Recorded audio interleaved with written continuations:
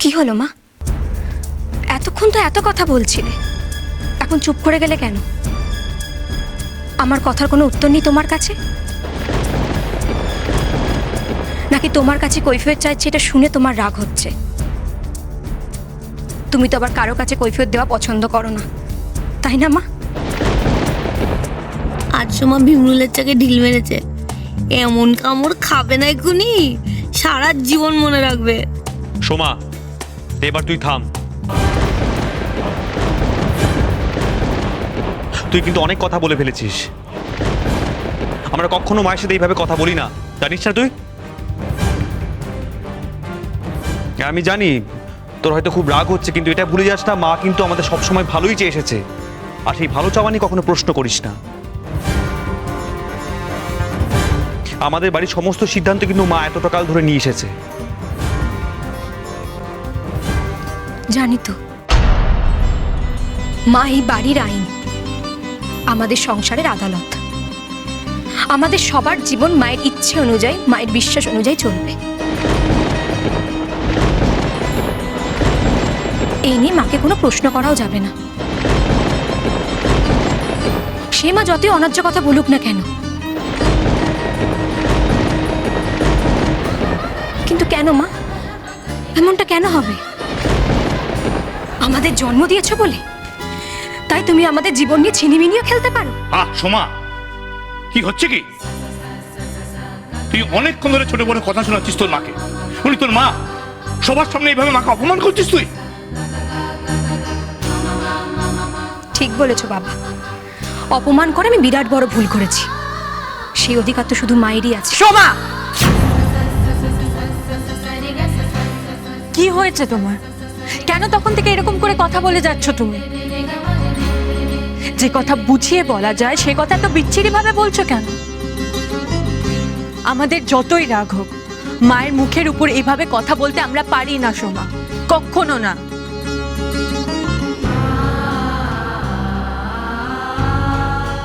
সত্যি তো সোমা, এসব তুমি কি বলছো? আমাদের নিজেদেরই শুনতে লজ্জা লাগছে। মায়ের সামনে এসব কথা বলছো, ভাবো তো মায়ের কতটা খারাপ লাগবে।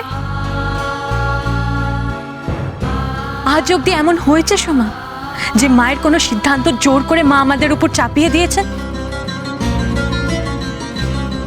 যদি দিয়েও থাকেন, নিজে তখন সংশোধন করেছেন। তুমি তো জানো নিজের মাকে তুমি চেনো না।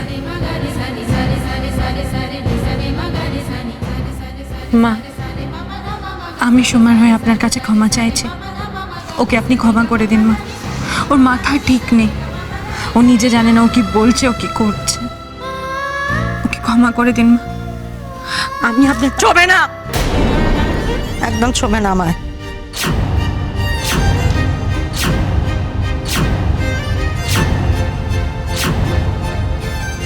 আমি তোদের জন্ম দিয়েছি, আর আমার চেয়ে অন্য কেউ তোদের বেশি ভালোবাসবে? আমি তোদের খারাপ চাইবো? পরের মেয়ে, এই বাড়ির বউ, তোদের জন্য ভালো সিদ্ধান্ত নেবে?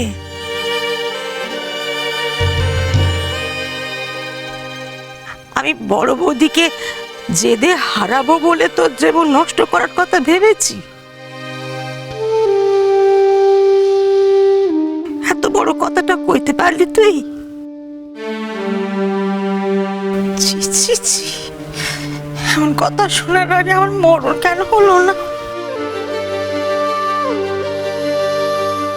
হে ভগবান, তোমার কাছে তুলে কেন নিলে না? কি হলো? কই গো, শুনছো? মা, মা, মা গো, আরে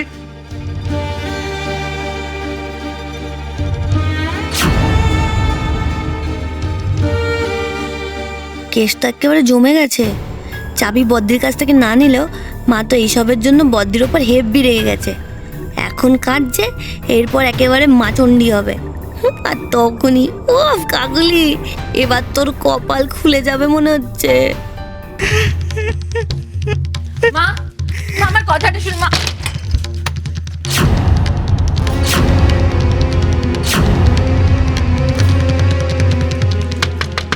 ও মা, মা দরজাটা খোলো না মা। আচ্ছা মা, এইভাবে রাগ করলে কি কোনো সমস্যার সমাধান হয়? মা, ও মা, আচ্ছা আমি তো বলছি মা, সোমার ভুল হয়েছে, এবার দরজাটা খোলো। মা, মা গো, আমি তোমার পায়ে পড়ি মা, এইভাবে তুমি রাগ অভিমান করে থেকো না মা। মা, আমার কথাটা শোনো। আচ্ছা মা, তুমি যা চাইছো তাই হবে। সোমার ডিভোর্স নিয়ে উশসী আর এগোবে না মা, এবার তো দরজাটা খোলো মা। ও মা, মা গো, মা। আচ্ছা তোমার দিন দিন বয়সটা কমছে না বাড়ছে বলো দেখি? এখন কি করে এরকম ছেলে মানুষের রাগ হয় তোমার? তোর মা সকাল থেকে কিচ্ছু খায়নি, জল পর্যন্ত না, আর যার জন্য এসব করা সেই পুজো হচ্ছে একবার মাথায় উঠলো। এখন যা শুরু করেছে, সারাদিনে একটা অন্য দাঁতে কাটবে কিনা কে জানে। না বাবা, মা সোমার কথায় খুব কষ্ট পেয়েছে, এখন জোর করে কোনো লাভ হবে না। মা বরং একটু একলা থাকুক, একটু আমরা সময় দিই, আমরা না হয় পরে আসবো। চলো। না নিশিত, আমি এখানেই থাকবো। বাবা আপনি চিন্তা করবেন না, আমি মাকে ঠিক খাইয়ে দেবো, মায়ের কিচ্ছু হবে না।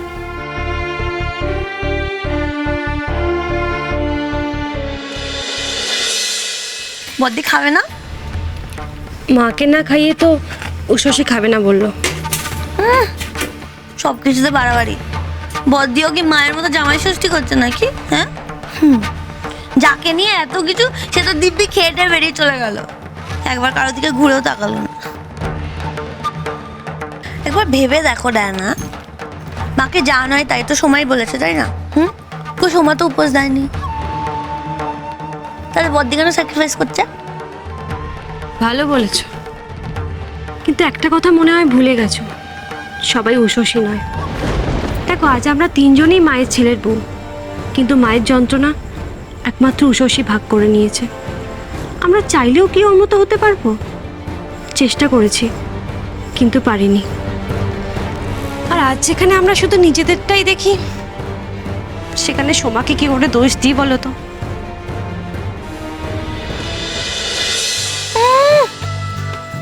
ডাইনি বুড়ি পারলেই খালি বদ্দির সাইড নেয়, বেশি বেশি। মাকে তো চেনো না তোমরা, বদ্দি যতই মায়ের ঘরের সামনে পড়ে থাকুক না কেন, মায়ের মন গলবে না। কি হলো শশী, দরজা বন্ধ? মা এখনো দরজা খোলেনি? না, অনেকবার ডেকেছি মাকে, মা সাড়া দেননি। সে কি, তাহলে তো চিন্তার বিষয়। এখনো কেঁদে যাচ্ছেন। আসলে কি বলতো, মায়ের মনে খুব আঘাত লেগেছে, মা খুব কষ্ট পেয়েছেন নিশিত। মা এই বাড়ির আইন, আমাদের সংসারের আদালত, আমাদের সবার জীবন মায়ের ইচ্ছে অনুযায়ী, মায়ের বিশ্বাস অনুযায়ী চলবে। এই নিয়ে মাকে কোনো প্রশ্ন করাও যাবে না।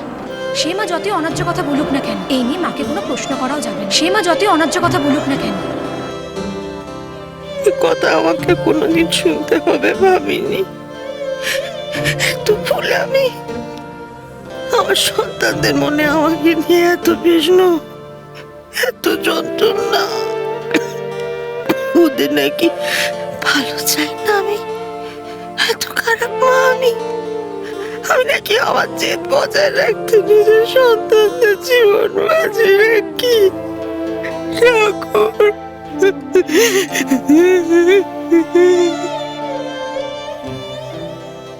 উশসী, আমার কথাটা শোনো। দেখো মা তো অনেকদিন ধরে পূজা আর্চা করছে, মার উপোস করার অভ্যেস আছে, তোমার তো সেটা নেই। তার মধ্যে তোমার আবার সামনে পুলিশ হওয়ার এত বড় একটা পরীক্ষা, রাত জেগে জেগে পড়তে হচ্ছে তোমায়। তুমি যদি খাওয়া দাওয়া না করো, তুমি তো অসুস্থ হয়ে পড়বে। আর তুমি, তোমার দোকানে এত কাজের চাপ, তুমিও তো কিছু খাওনি, তুমি অসুস্থ হয়ে পড়বে না? শশী, তুমি আর মা খাওনি, আমি কি করে খাই বলো তো? ঠিকই তো, মায়ের জন্য আমাদের এই কষ্টটা সহ্য করতে হবে। মায়ের যতই উপোস করার অভ্যেস থাকুক, এই কষ্টটা মাকে পেতে দেওয়া যায় না।